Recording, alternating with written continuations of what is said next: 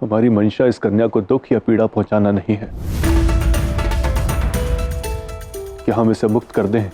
यदि मुक्त कर देंगे तो कृष्ण यहाँ नहीं आ पाएंगे, और यदि नारायण यहाँ नहीं आए तो हमें मुक्ति कैसे मिलेगी? हमने इस क्षण की वर्षों से प्रतीक्षा की है, और यदि इस बार भी हम असफल हो गए तो निश्चित रूप से हम ऐसे ही वृक्ष में बंदी बने रहेंगे, और कितने काल के लिए वो केवल नारायण ही जाने। परंतु ये तो केवल एक छोटी सी कन्या है। परंतु हमें थोड़ा कठोर बनना होगा, क्योंकि यही हमारी मुक्ति का मार्ग है। नहीं, इस नन्ही कन्या का दुख मुझसे नहीं देखा जाता। सत्य कहा। चलो इस छोटी सी कन्या का दुख थोड़ा कम करते हैं, उसे प्रसन्न करते हैं। कैसे?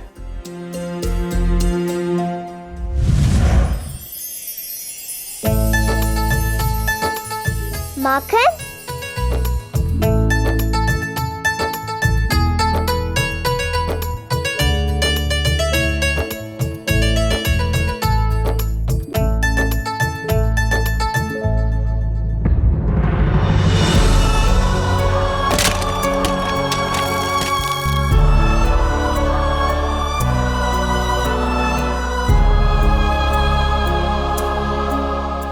आप लोग जो कोई भी हो, आपका उद्देश्य जो भी है, यदि आप इतने ही अच्छे हो तो आप मुझे यहाँ से मुक्त करोगे और चाहते हुए सब मुझे अपने साथ ले जाने दोगे। इस माखन का आनंद मुझे अपने टोली के साथ ही लेना है।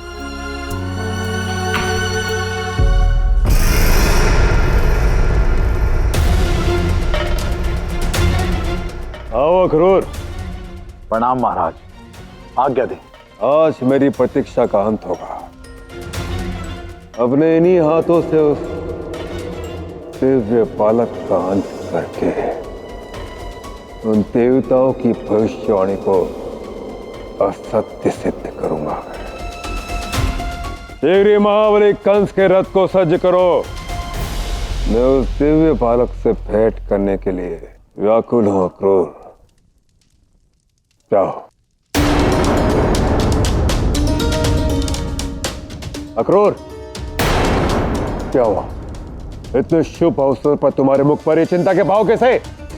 महाराज क्षमा करिए, मैं कोई अशुभ बात बोलकर आपको क्रोधित नहीं करना चाहता। अभी तो आपको ये बताना चाहता हूँ कि इससे पूर्व जब आप गोकुल गए थे तब क्या हुआ था, ये आपको स्मरण है ना महाराज? कभी इस वन को पार करने का प्रयास भी मत करना। यदि तुमने प्रयास किया, तुम्हारा संपूर्ण रूप स्त्री का होगा। इस बड़े सब कुछ स्मरण मुझे। यदि मैं गोकुल पुनः गया तो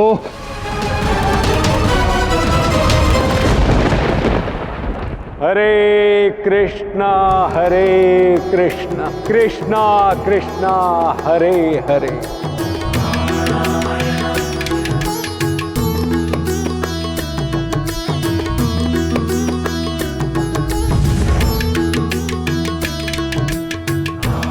समय आ गया है नल कुबेरा और मणिग्रीव की परीक्षा लेने का।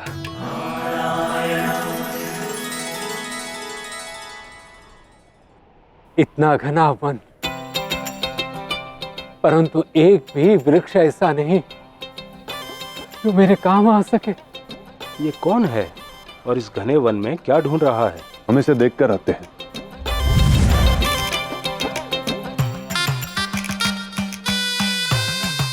महोदय, आप कौन हैं और इस घने वन में क्या कर रहे हैं? मैं एक लकड़हारा हूं। मैं एक विशेष वृक्ष को ढूंढ रहा हूं।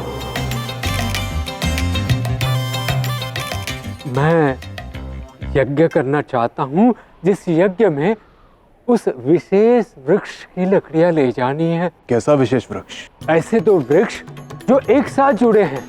मैंने सारे वन में उन्हें ढूंढ लिया, परंतु वो विशेष वृक्ष मुझे कहीं मिले नहीं। यदि मुझे वो विशेष वृक्ष की लकड़ियां नहीं मिली तो मैं यज्ञ नहीं कर पाऊंगा। उस यज्ञ से मेरे परिवार का, मेरे नन्हे बच्चों का उद्धार होना था। यदि मैं वो यज्ञ नहीं कर पाया तो मेरे परिवार का उद्धार नहीं होगा। मुझे समझ में नहीं आ रहा कि मैं क्या करूं, कहाँ ढूंढूं।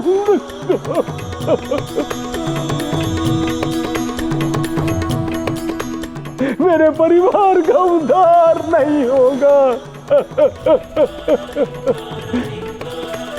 वहां वो कन्या दुखी है और यहाँ ये लकड़हारा, और इन दोनों के दुख का कारण हम ही हैं। इसे जिस प्रकार के विशेष वृक्ष की खोज है वो वही वृक्ष है जहां हम बंदी हैं। नहीं, अभी हम अपनी मुक्ति के अत्यंत निकट हैं। क्या हमें नारायण के आने की प्रतीक्षा करने का धैर्य है? परंतु इस प्रकार मिली मुक्ति से क्या हमारा उद्धार हो पाएगा? क्या इस प्रकार की अनुचित मुक्ति के लिए ही हमने इतनी प्रतीक्षा की थी? नहीं, इस प्रकार की मुक्ति हमें नहीं चाहिए। महोदय, हमें ज्ञात है कि आपको वो विशेष वृक्ष कहाँ मिलेगा। कहाँ?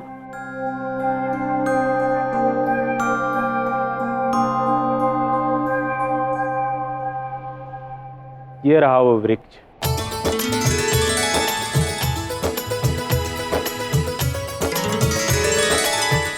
इस वृक्ष को आप काट सकते हैं। ये तो बहुत भव्य वृक्ष है।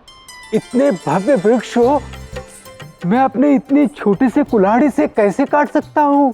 तो फिर आपसे एक अनुरोध है, यदि मैं मेरी सहायता के लिए किसी को बुला लूं तो? अवश्य।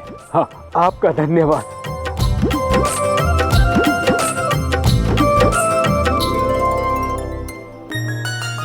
इसकी सहायता करके केवल मुझे ही आनंद आ रहा है या फिर तुम्हें भी? मुझे भी आनंद आ रहा है।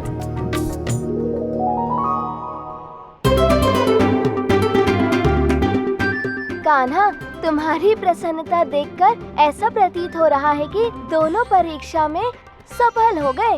हाँ दाऊ, जो स्वयं अपने सुख का त्याग करके दूसरों को आनंदित करने की इच्छा रखते हैं, उनकी मुक्ति की इच्छा पूर्ण होनी ही चाहिए। अब उनके उद्धार का समय आ गया है। परंतु कैसे? उसके लिए तो तुम्हें वहाँ जाना होगा, पर मैया तो तुम्हें वहाँ जाने ही नहीं देंगी। और यदि तुम वहाँ गए तो मामा कंस तुम्हें छोड़ेंगे नहीं। हमें कंस मामा का कुछ करना होगा कान्हा, ताकि उन्हें भी मुक्ति मिल जाए इस सृष्टि से। दाऊ, उनकी मुक्ति का समय अभी नहीं आया है। आप चिंता मत कीजिए, अब आप देखते जाइए मैं क्या कराता हूँ। महाराज, जिस स्थान से गोकुल के लोग अदृश्य हो रहे हैं वो स्थान विंध्यवासिनी के क्षेत्र के अंतर्गत आता है, और विंध्यवासिनी के अनुसार उस क्षेत्र में आप प्रवेश नहीं कर सकते। और एक शुभ समाचार भी है। और शुभ समाचार क्या है? ठीक उस वन के सामने एक पहाड़ी है, और वो पहाड़ी विंध्यवासिनी के क्षेत्र के अंतर्गत नहीं आती। इसका अर्थ है क्रूर, मुझे बस अब उस पहाड़ी तक पहुंचना होगा। बस एक बार मुझे वो पालक उस पहाड़ से दिख जाए और फिर मैं उस दिव्य पालक पर एक ऐसे अस्त्र का प्रयोग करूंगा कि वो स्वयं मेरे पास चला आएगा। किंतु ऐसा अस्त्र आप कहां से प्राप्त करेंगे?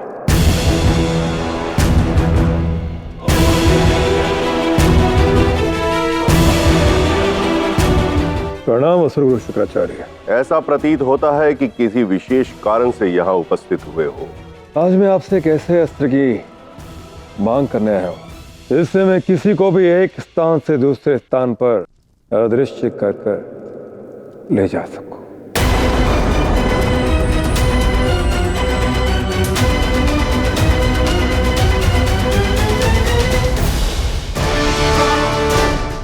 उस अस्त्र का उपयोग तुम हमारे शत्रु के लिए करना चाहते हो। जी गुरुदेव। ऐसा अस्त्र है मेरे समक्ष, परंतु वो अपना प्रभाव तभी दिखाएगा जब तुम्हारा शत्रु तुम्हारे नेत्रों के सामने होगा। उसके पश्चात ही तुम उसे एक स्थान से दूसरे स्थान पर ले जा पाओगे, अन्यथा नहीं।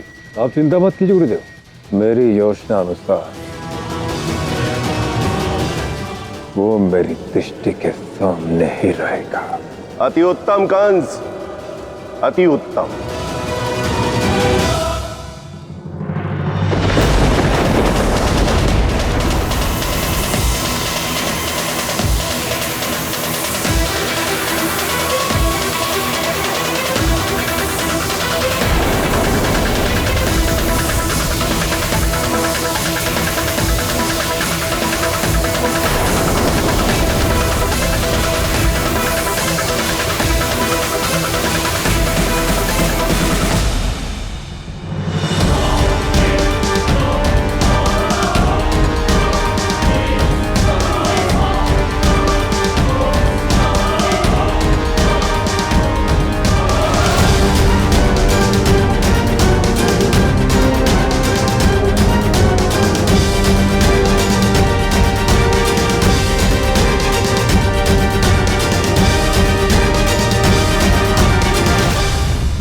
परंतु स्मरण रहे कंस, इस अस्त्र का उपयोग केवल एक ही बार किया जा सकता है। जी गुरुदेव, मैं इस अस्त्र का प्रयोग एक बार ही करूंगा।